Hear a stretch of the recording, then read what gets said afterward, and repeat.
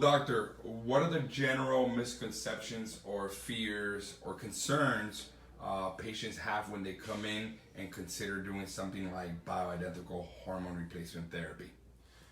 There's a lot of misconceptions, misinformation about hormone replacement in general. When I went to med school in the 90s, testosterone was completely out. They were like, no, it causes prostate cancer. That was based out of one study.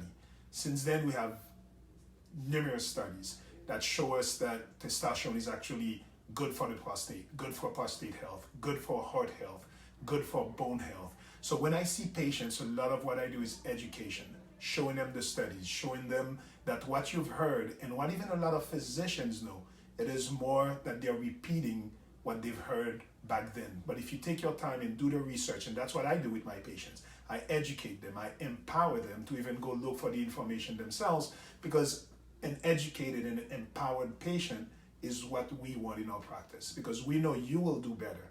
But what we do at the practice, we really educate patients in showing you why you should be on this, not just to look good. Again, most patients come to us because of this. They come to us, they want to look good, they want better erections. It's great.